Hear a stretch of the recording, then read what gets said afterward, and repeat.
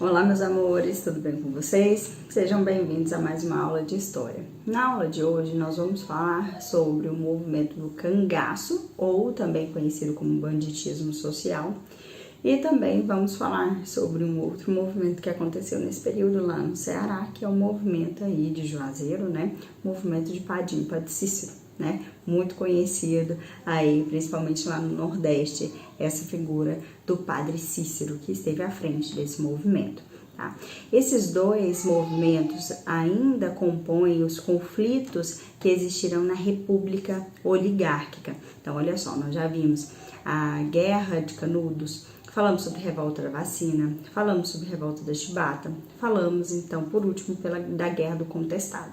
Na aula de hoje nós vamos ver mais dois movimentos, tá bom? Então, esse do banditismo social ou o movimento do cangaço e depois o movimento aí de Juazeiro do Norte, né? Aí de Padim, Padre Cícero, tá bom? Vem comigo aqui, acompanha aqui nos slides que eu tenho umas imagens também sobre esses movimentos para mostrar para vocês, tá? Acompanhe aqui. Então, esse banditismo social ou cangaço acontece ali no Nordeste, né, entre os anos de 1890 até 1940, né, inclusive se estende para além aí dessa Primeira República, que acaba apenas em 1930. Em que consistia esse banditismo social ou esse cangaço? Né? Eram bandos armados que percorriam o interior nordestino sobrevivendo de delitos. Né? Os principais bandidos, os principais bandos eram Lampião e Curisco, né? Então, liderados por essas duas figuras. Um filme interessante para vocês assistirem, um filme brasileiro, que talvez vocês já até conheçam, é o Auto da Compadecida. Nele mostra um pouco a função, né, e como que esses cangaceiros vão agir ali no Nordeste, né? Eles assumem um papel de espécie de Robin Hood, né? A ideia era roubar dos mais ricos e distribuir para os mais pobres, mas eles eram extremamente violentos e isso trazia muito medo e muito receio para uma série de pessoas, né, dessas cidades aí, principalmente das cidades do interior do Nordeste, tá?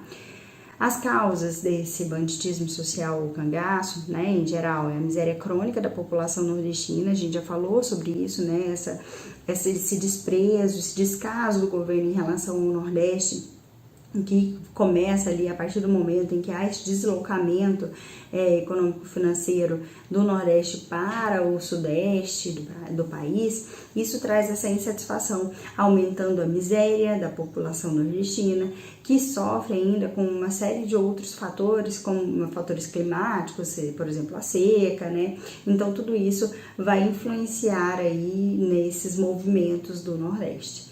Tá? Então, a miséria crônica da população nordestina, a seca, a má distribuição de terras, o descaso do Estado e dos coronéis para com os mais pobres, né? A violência de como tudo isso acontecia.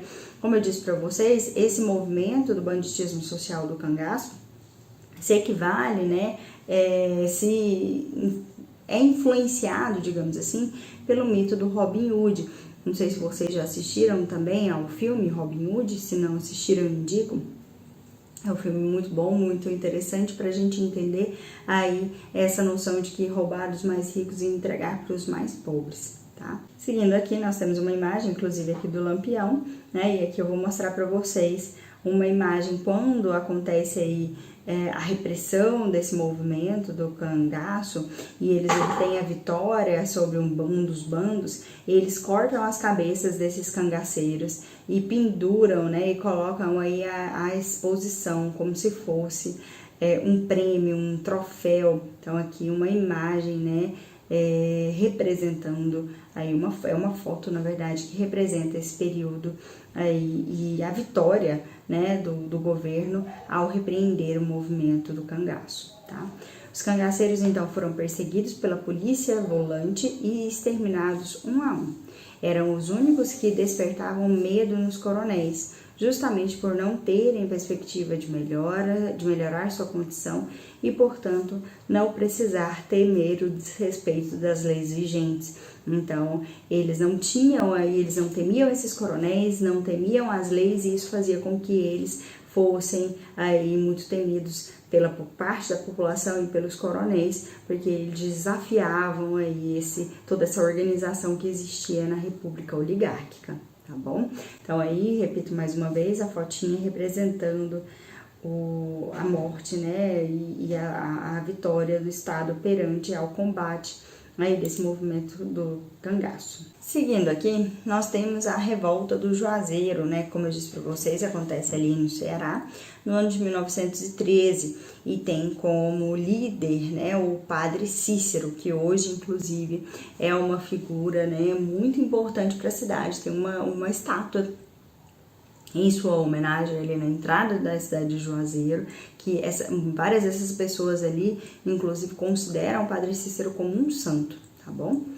Olha só, as causas dessa revolta de Juazeiro foi a intervenção do Estado, a intervenção do governo central no Ceará, retirando do poder a tradicional família Accioli, né, visto que naquele período, lembra que a gente falou muito sobre essa política dos governadores, né, essa característica aí de colocar no poder quem realmente atenderia ao interesse do presidente ou ao interesse do governante.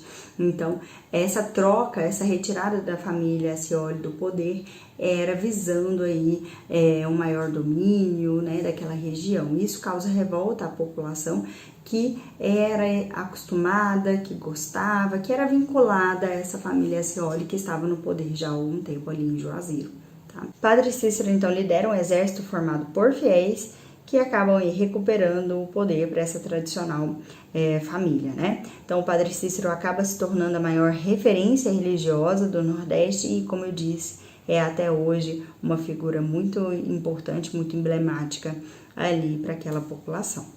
Seguindo essa linha aqui desses movimentos que aconteceram durante essa República Oligárquica, ainda tem o movimento operário, né? Ou seja, os trabalhadores ali das fábricas, os trabalhadores urbanos se movimentando, né? E se organizando contra uma série de fatores, contra a falta de leis, na verdade, né? Que existia perante aí ao trabalho, ou seja, não existiam leis trabalhistas e isso gerava uma revolta entre esses operários principalmente, que pediam uma maior assistência, né, uma maior atenção em relação à fabricação dessas leis. Essas leis trabalhistas só vão acontecer, só vão ser implementadas lá na frente com o governo de Getúlio Vargas, mas desde aqui, nessa República Oligárquica, já surgia essa ideia de ter um movimento operário. Tudo isso embasado também em movimentos que surgiram, que se intensificaram e ganharam força, né, lá na Europa principalmente, como por exemplo, né, o anarquismo, né, ideologias anarquistas, a ideologia marxista, né, o socialismo, acaba chegando aqui no Brasil por meio dos imigrantes que vieram para trabalhar aqui no Brasil desde o finalzinho lá do Segundo Reinado, né, como uma alternativa de mão de obra.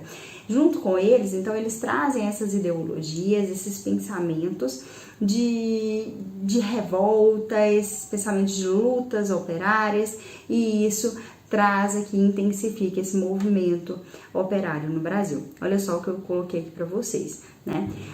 Esse movimento operário, ele é impulsionado, ele é ocasionado pela falta, né, de leis trabalhistas, pela ampla exploração dos trabalhadores urbanos das fábricas, a ausência de legislação trabalhista, como eu falei lá no início, que amparasse os trabalhadores. Até a década de 20, por exemplo, havia um predomínio de imigrantes italianos que vinham aqui para o Brasil carregados, né, dessa ideologia anarquista, e aqui ele iria aflorar, ele ia aqui espalhar essa ideologia anarquista para os demais colegas, né, para as demais indústrias, e isso vai impulsionando e contribuindo para o aumento desse movimento operário. A partir de 1922, o principal instrumento de luta operária foi o PCB, né? Que tenta, de certa forma, organizar esses operários. A postura do governo em relação ao movimento operário era de repressão, né? Eles consideravam esse movimento operário como um caso de polícia. Não existia leis trabalhistas, esses trabalhadores estavam se revoltando, estavam tentando se organizar, mas como não existiam leis trabalhistas, greves, esses movimentos, não existia aí uma regulamentação para isso. Então, esses trabalhadores aqui eram vistos como criminosos, né? Então, eles deviam ser repreendidos pela polícia. Tá? Somente depois aí de 1930 é que esse movimento vai ser atrelado a uma espécie de sindicalismo, né, de sindicato. Então, existe o sindicato de tal trabalhadores de tal segmento, sindicato dos trabalhadores rurais, sindicato dos trabalhadores da indústria e assim sucessivamente. Sindicatos esses que existem até hoje, tá bom? Na aula de hoje, eu quero que vocês leiam agora as páginas que eu vou deixar aqui em anexo lá no Classroom sobre esses movimentos que nós vimos nessa aula. Nós vimos, então, o movimento do cangaço, ou banditismo social. Falamos aqui também sobre o movimento de Padre Cícero e agora a questão do movimento operário, tá? Vou colocar aqui em anexo algumas páginas que eu gostaria que vocês lessem e resumissem essas páginas no caderno de vocês, tá? Não é nada enorme, vocês não precisam aí fazer um texto gigante, mas é um resumo, as principais informações sobre cada um desses movimentos que a gente viu nessa aula, tá bom? Qualquer dúvida, estou disponível lá no WhatsApp, não fique com dúvidas, tá? Grande beijo e até a próxima. Tchau, tchau.